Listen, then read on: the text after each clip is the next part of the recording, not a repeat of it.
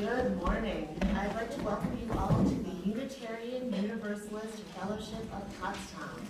My name is Emily Quarles-Maurer. I've been here for, I was just looking at this the other day, 20 years next year I will have been here. Crazy. Well, so welcome to all of those who have ventured out to be here in our sanctuary this morning. Welcome to all of you who chose to join us on Zoom, and welcome to all of you who are watching us later out in the interwebs. With all the choices we have for our time and how to spend it, I'm so glad you chose to be with us. For almost 60 years now, we're getting up there, the UUFP has been a liberal religious voice in the Pottstown area. As UUs, we believe that facts and faith are not an either-or proposition. We believe that we can and should honor the wisdom of the past, even as we acknowledge that the past doesn't have all the answers. And one of the ways we honor the past is by learning about it so that we don't have to repeat it. We believe that there are still plenty of questions out there to explore. And perhaps most importantly, we believe that everyone is inside the circle of justice and compassion. We hope that your spirit and your heart and your mind are refreshed as we commit ourselves once again to our principles of love at the center. We come this morning and every Sunday morning, not because we share a creed, but because we promise to support one another in this community on our spiritual journeys. Our services are really different each week, but the loving kindness we have for each other remains the same. So whoever you are, wherever you are, whenever you are, whomever you love, we are so glad to have you with us today. And now we have a moment for announcements. If anyone has an announcement, please come on up to the front and please use a microphone and remember to introduce yourself.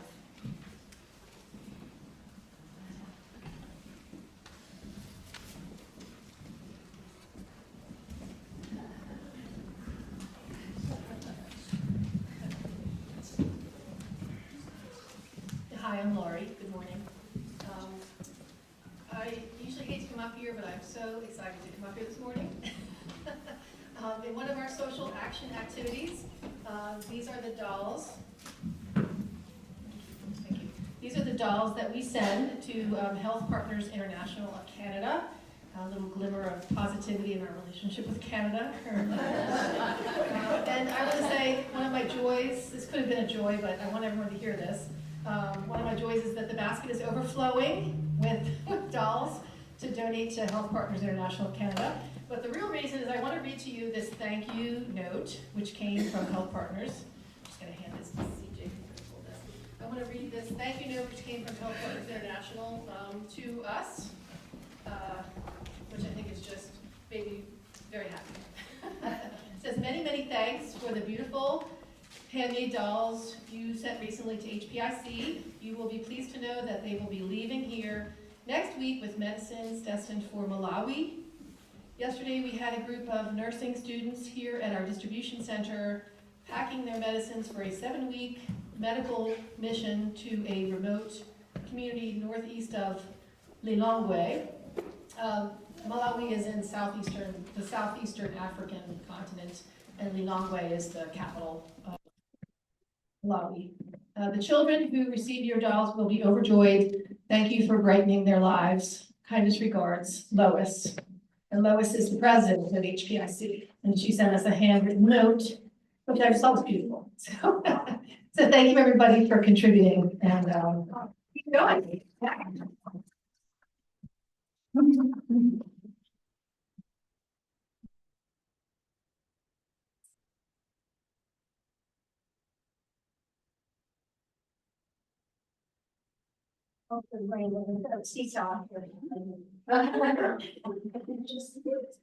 Hi, my name is Miranda, and you don't know it yet, but this is your lucky day. Because after the service, you have the opportunity to go and get coffee and snacks, and then another opportunity to come back in here and meet with me and at least one other member of the membership committee. A few times a year, we present informational classes or programs about UUism and about the history of this fellowship and things like that.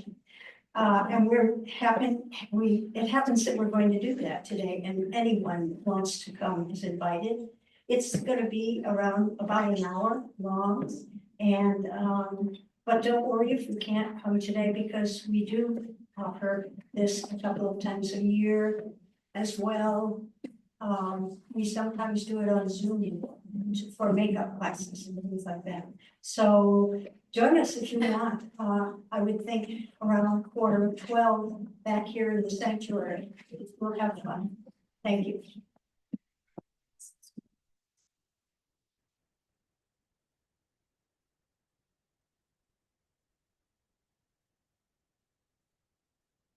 Everybody. And I'd like to introduce our guest speaker. You may be familiar with him. We've been lucky enough to have him with us a few times, lots of times. This is J.D. Stillwater. J.D. Stillwater moves and inspires thousands of people all over North America and the globe with science-centered messages of awe and deep kinship. From the Chautauqua Institution to Sinai and Synapses Fellowship to the Parliament of the World's Religions to academic conferences and civic clubs. With a gift for making difficult science concepts graspable for average people, JD continues his decade-long career as a science educator, sharing insights from mainstream conventional science as a source of unifying inspiration from stages, webinars, pulpits, and workshops. He offers insights from how nature works that help us discern who we are and our place in the world. So welcome, JD.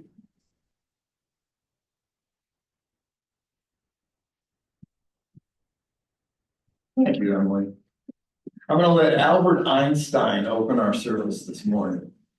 He said, never lose a holy curiosity. Stop every day to understand and appreciate a little of the mystery that surrounds you, and your life will be filled with awe and discovery to the very end. And Cyrus, where is Cyrus? He's going to light our chalice. I understand Cyrus is an expert at this. Come on up. We strike a match. Well, somebody else already lit a little loaded. But we strike a match, and the explosive power of chemistry ignites the light of knowledge, commitment, warmth, and healing within the peaceful container of our community chalice, reminding us to remain in awe of this world and of what this congregation of souls brings to it.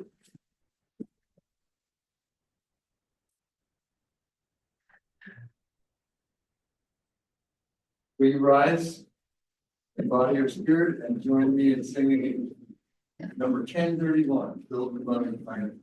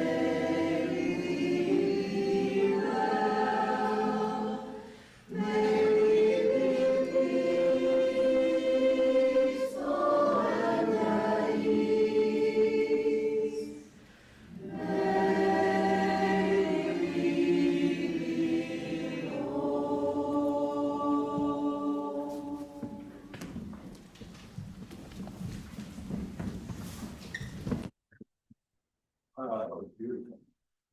If you are young or young at heart, I invite you to come down front and grab a little mat. And I have a story. Some of you have heard the early parts of the story before.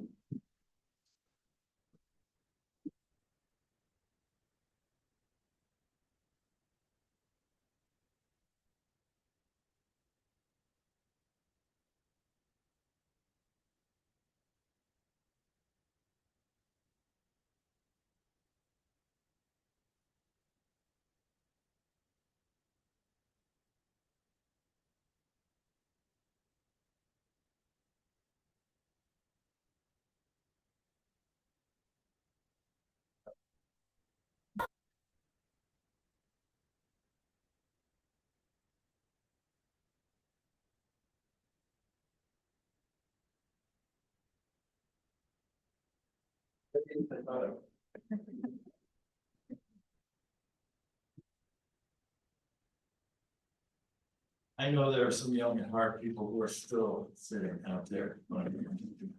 It's okay.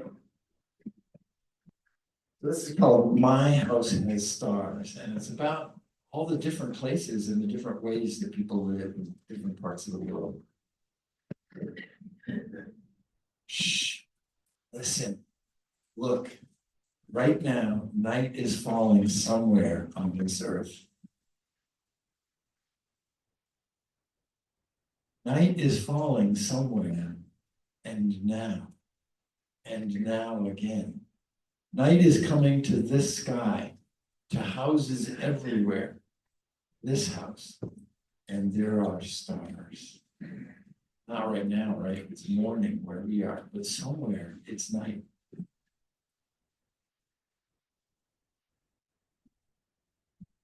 My house scrapes the sky. It is 17 stories tall, and I live on the very top floor. From the street below, I tilt my head back and try to find the one window that is mine. A soft orange light blinks at me. Sergio. My window. My house has an elevator that carries me up, way up to the top. I tiptoe down the hall and climb the steel stairs through a trapdoor to the roof with my sister. I won't step out to the edge like she does. I lie flat on my back and look straight up. In a world so big, the noise of the city makes me feel small. I could sleep here under the stars, like city lights blinking in the dark, too many to count. My house has stars.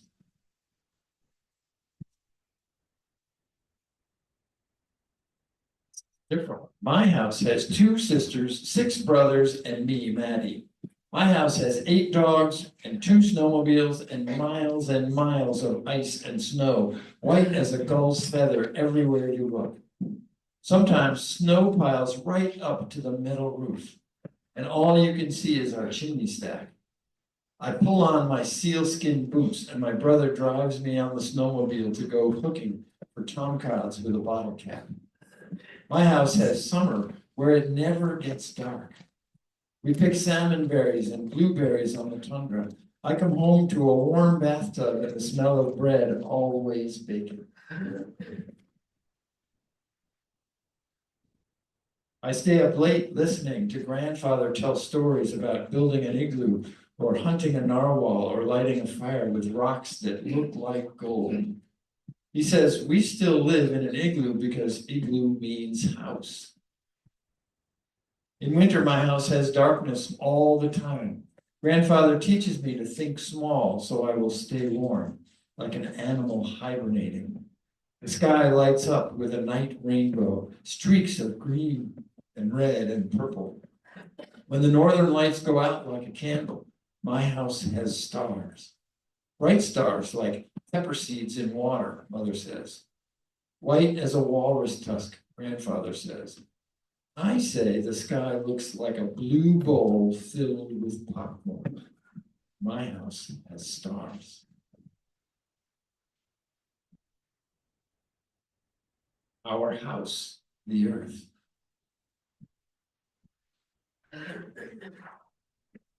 Our roof, the sky.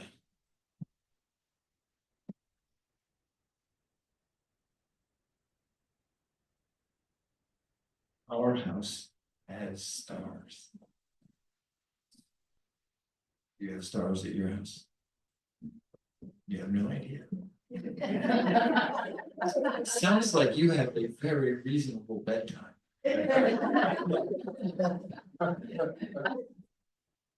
Thank you for joining me.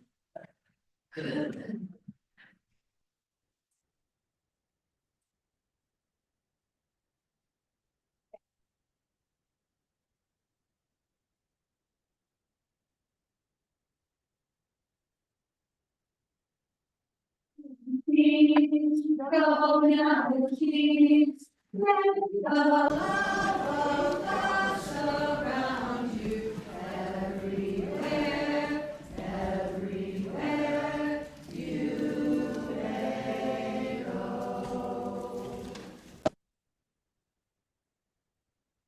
And now it's time for the offering. Winston Churchill said, "We make a living by what we get, but we make a life by what we give." The life and the work of this fellowship are enriched by the gifts that you offer. You offer companionship, you offer caring, you offer time, you offer food, and even offer money. So please give generously to support and sustain the UUF community. And with us for the first time, we're thrilled that you're here. We don't ask for your money, but we're happy with your presence.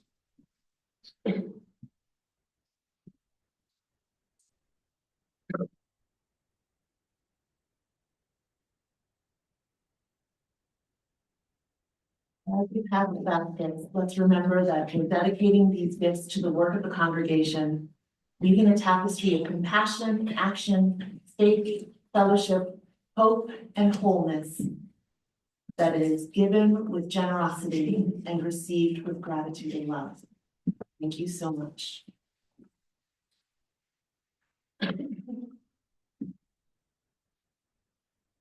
And now Jamie has given us a reading. It is from a book called Effing the Ineffable by Sir Roger Scruton.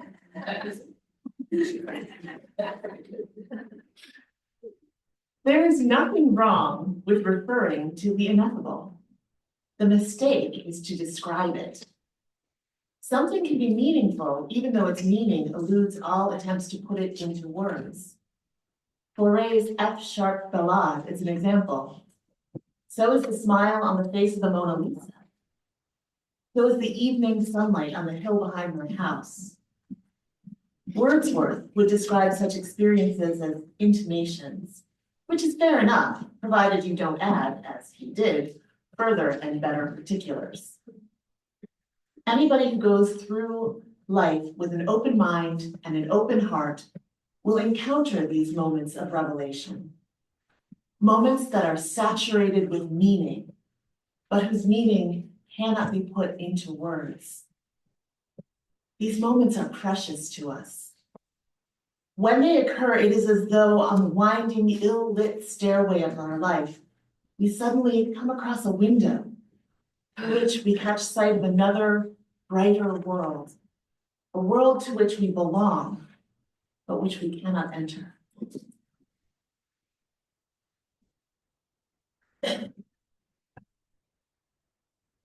Thank you. First, a heads up. Is this gonna not work on me now? Oh.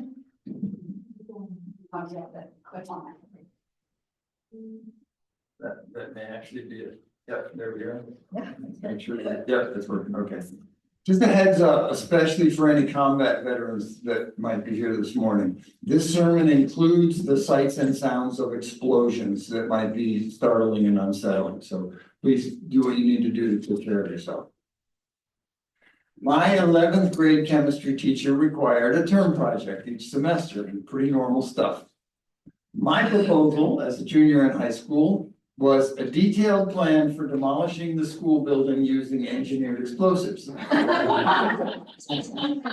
The project would include how I would make these explosives from scratch. And I added that I would need copies of the school's blueprints and that my project could someday save the school district money on demolition engineering if they ever decided to build a new high school on the same site. Like people. Needless to say, Mr. Stensler quietly suggested a different project. You know, if a 17-year-old made a proposal like that today, they would almost certainly be arrested. And the reasons for that will make an appearance here in a few minutes. As my title suggests, this is part 3 in a series on the human experience of awe. In part 1, lightning was the bolt of inspiration for learning that awe happens when we experience something that feels vast to us. And vastness can be in size and scope, but awe can also be invoked by immense beauty or immense generosity or a kind of elegant complexity. And awe has these positive effects on our bodies. It makes us feel small, but also connected. And it decreases our ego, and it makes us more generous.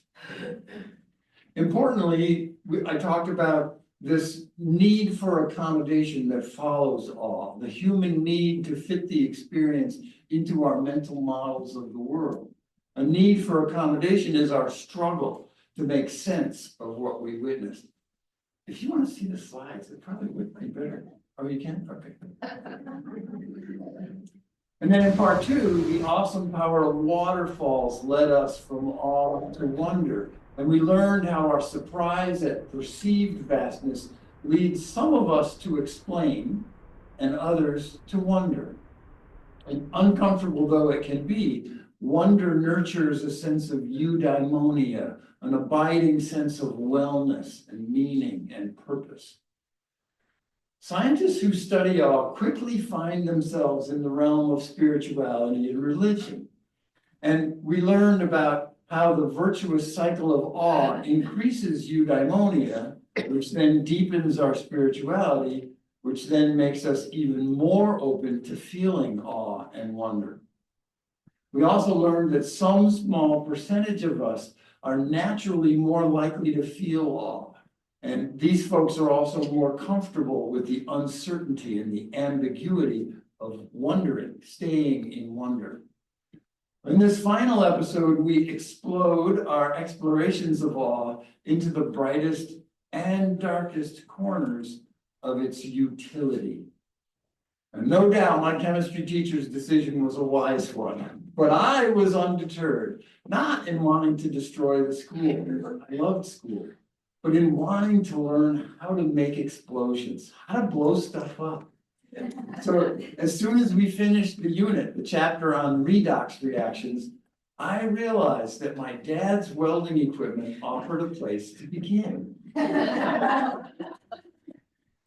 Stensler actually checked my work for balancing the chemical equation that involves oxidizing acetylene with pure oxygen. And I suspect that he might have known exactly why I was asking, but we didn't discuss it. And you know, we're Facebook friends now. This is being recorded, right, Justine? I'm gonna send him this. Anyhow, talk about awe. That first balloon bomb held over a candle at the end of my dad's longest bamboo pole. Thunderclap. The fireball blew out the candle and charred the crabgrass underneath it. And my first words after the stunned silence were, wow. Again, bigger. Now, when a 17-year-old boy needs a balloon that's bigger than a balloon,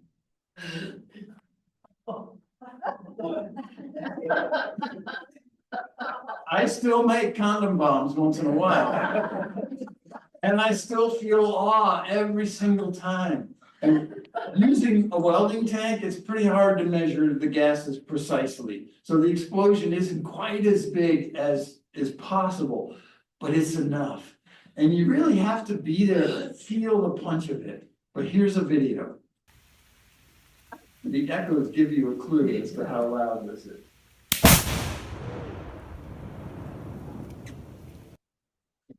Wow. Yeah. Here's the same explosion from a different angle in slow motion. Watch how the camera shakes. The camera is strapped to a cinder block, a concrete block.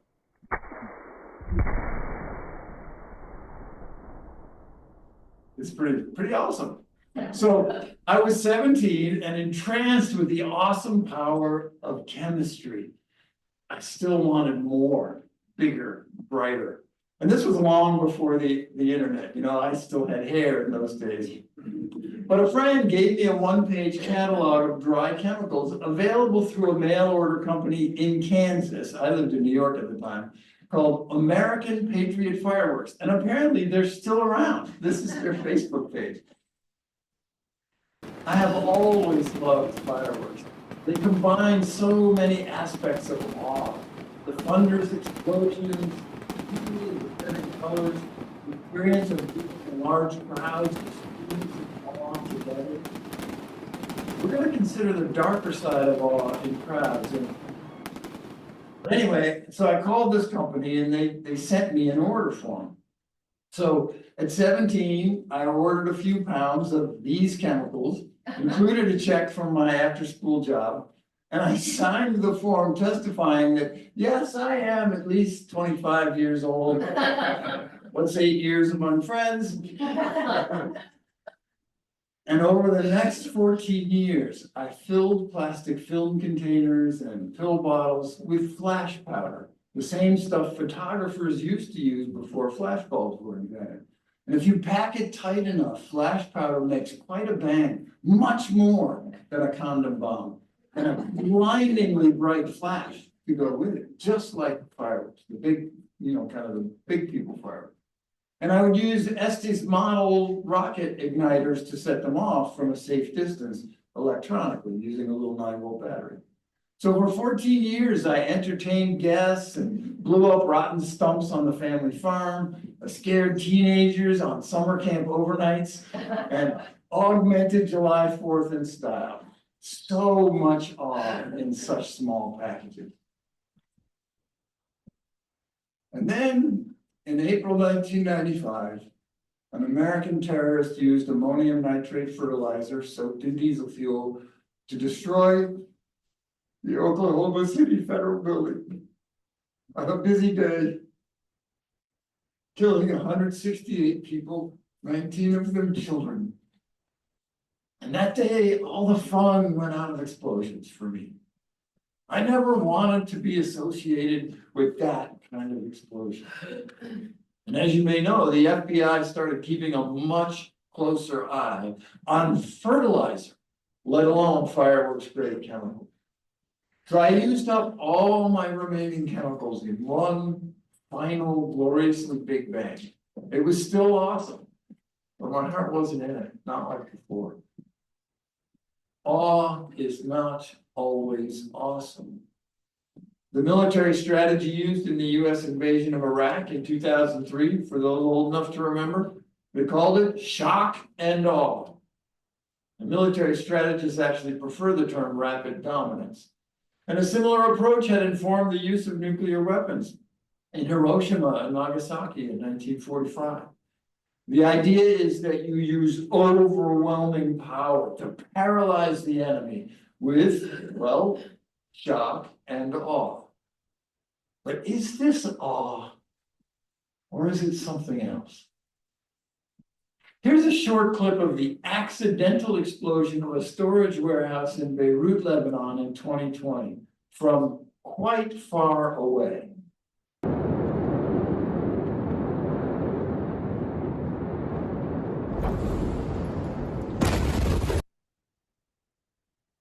Even in slow motion, it happens so fast, and it's so massive, so vast.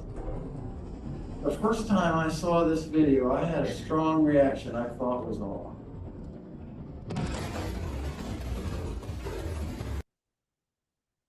There was no wonder that came along with that awe, just a stinking kind of awful feeling. Just to know that such destructiveness could even exist. Wow. It's not about glory and wonder, but something else, something horrible. So, there it is. Vastness in extreme speed and destructiveness, connectedness in empathy with the poor victims who never saw it coming, and all the physical indicators of awe, including this need for accommodation, a striving to make sense of it.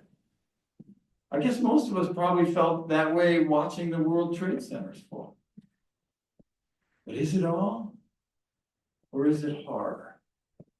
What's the difference? Well, researchers Pamela Taylor and Yukiko Uchida dug into that question in a 2019 study. And they concluded that awe and horror are both responses to vastness with a need for accommodation, but with opposite effects in how we do the accommodating, how we make sense of it. Awe enhances and strengthens our systems of meaning, even as it challenges those systems, whereas horror shatters our systems of meaning. And in their experiments, there was a huge difference in the flavor of the need for accommodation. All required subjects to accommodate what researchers call spiritual vastness, while horror requires accommodation of extremity and chaos. So expansive vastness versus destructive vastness. Now, that explosion in Beirut was an accident, not war. But I think shock and awe as the name of a military strategy is wrong and wrong-headed. There is nothing awesome about death and destruction. It's horror. It may be an effective military strategy, but it's not awe. There are school buses in this picture and ambulances.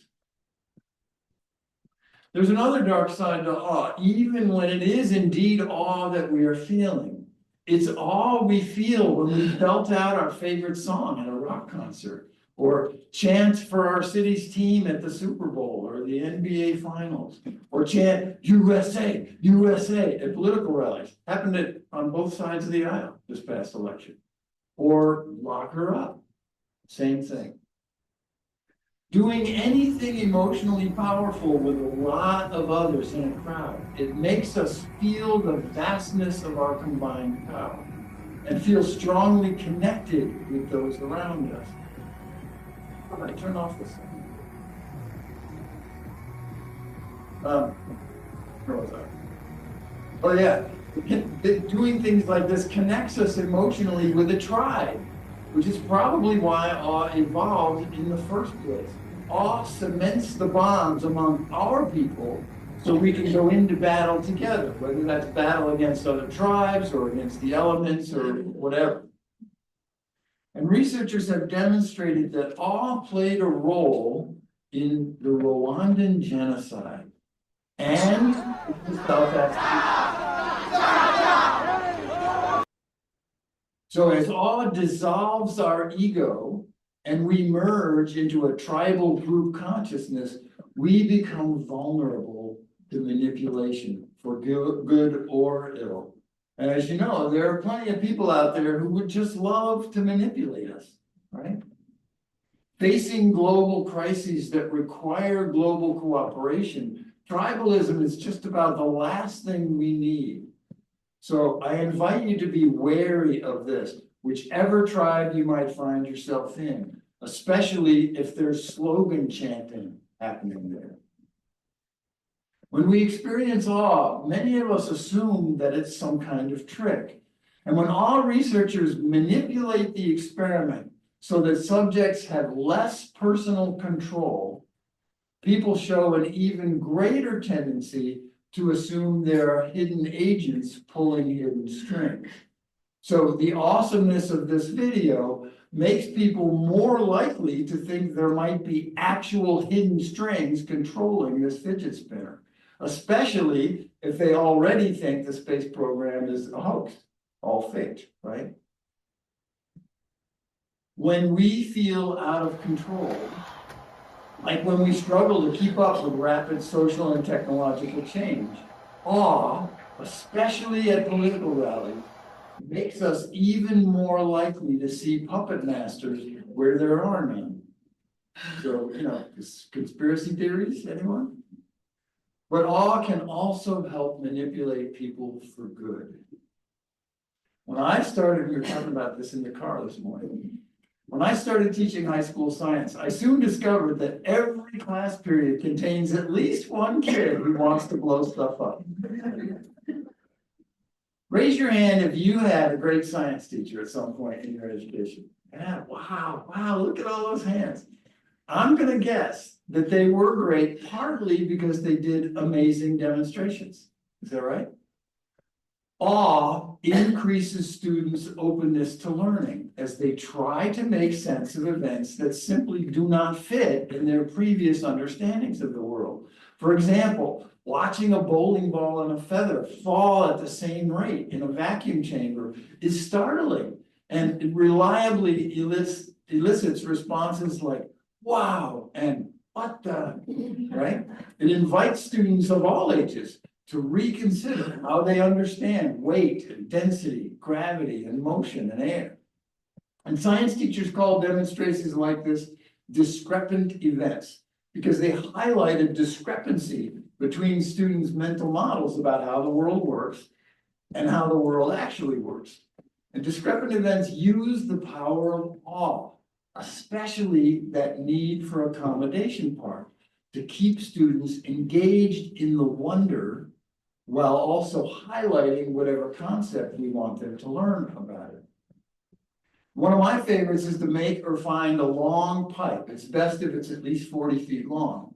Culverts work great if you can take the class outdoors. And I would make sure that both ends of the pipe are open with nothing blocking them. And then I'd ask students what causes an echo. And they would usually say something about the sound bouncing off a hard surface, right? And then I make one single loud hand clap next to our end of the pipe. And then students hear a distinct echo from the far end of the pipe, even though both ends are wide open. Wow, amazing and puzzling, right? It makes you wonder why, doesn't it? That's the wonder part of awe and wonder. Well, just to keep you all engaged in this lesson, I'm going to explain that a little bit later. But here's an example of it. Check this out.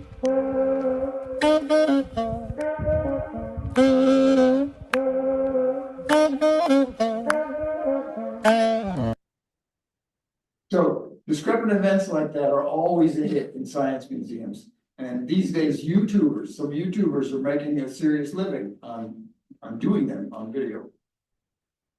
Well, homemade explosions in school are the ultimate discrepant event. And like me, some kids are going to make them anyway. So I figured I might as well make sure they do it safely and learn some chemistry along the way. Here's the same oxyacetylene explosion as the condom bombs, but in a milk jug, and I always made my students do it from scratch.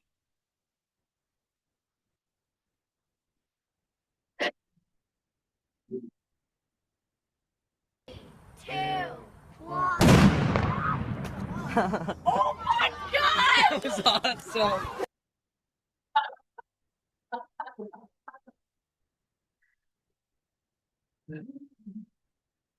Another option is in line with teaching about states of matter.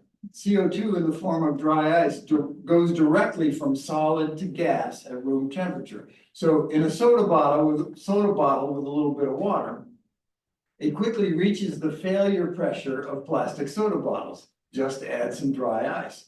And it's essential if you decide to do this, it's really important that you watch from a safe distance.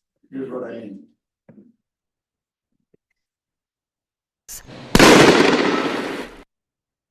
I learned that I needed to call the police before we did this at school because they were going to get calls from neighbors about gunshots at the school. All right, I suspect that the awe-prone among you are still wondering about echoes in open-ended pipes. So here's the explanation. This happens because waves, whether they're sound waves or light or water waves, or waves in this case, like in an unbelievably long slinky, waves get reflected by a change in medium. It's intuitive to think that sounds are like bouncy balls, right? And they only bounce when they reflect off hard surfaces. But that's not true with waves. Here's another example. If you shine a laser at a piece of glass, you get two partial reflections from the glass. One as it transitions from air into the glass, and another as it goes from the glass back to the air.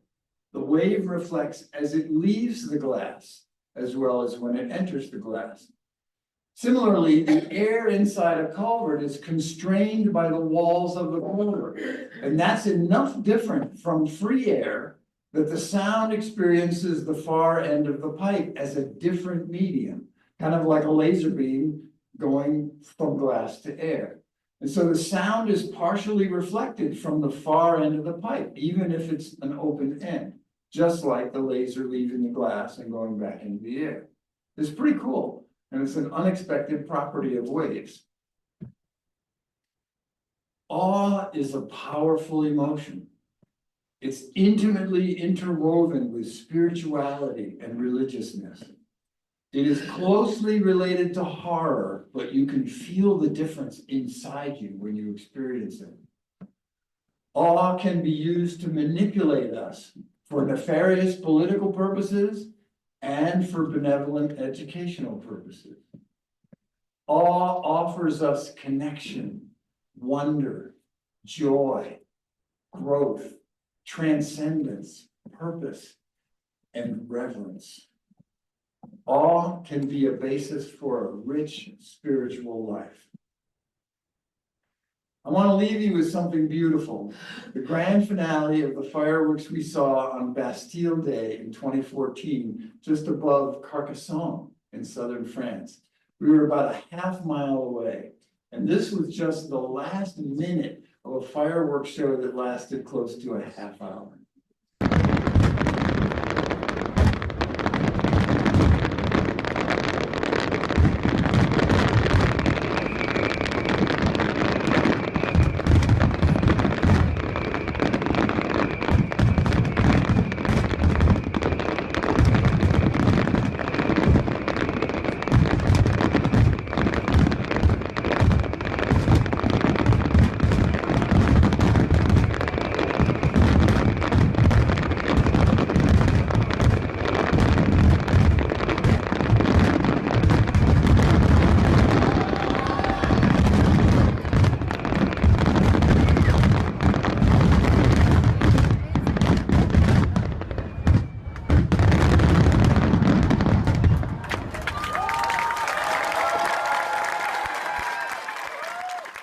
May our lives be filled with beautiful colors, bursting and sparkling the light of learning and awe into our world.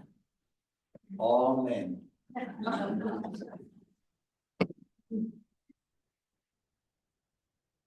Now, if you'll join in body or spirit to sing number 1074, Turn the World Around.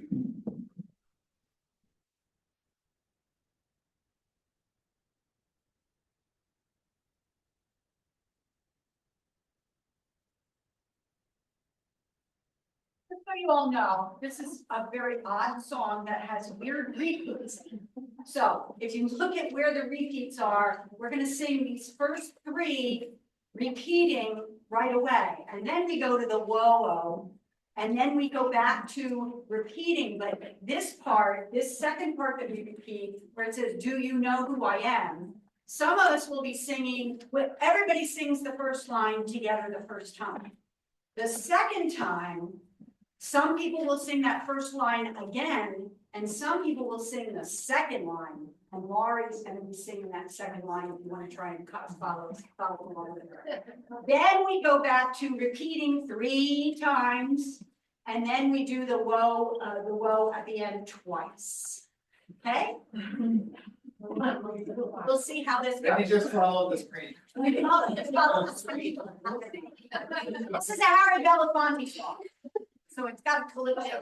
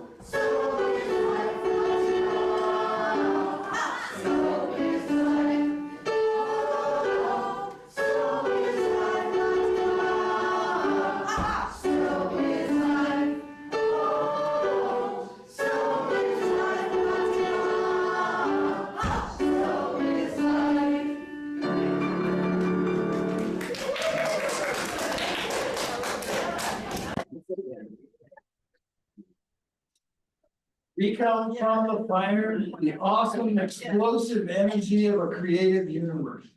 So as we extinguish our flaming chalice, we resolve to turn the world around to the celebration of awe in education and contemplation, leaving behind the horrors of war and weaponry.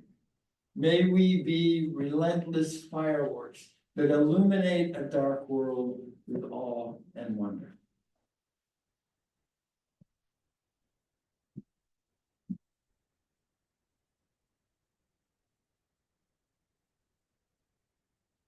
Baby, that was beautiful.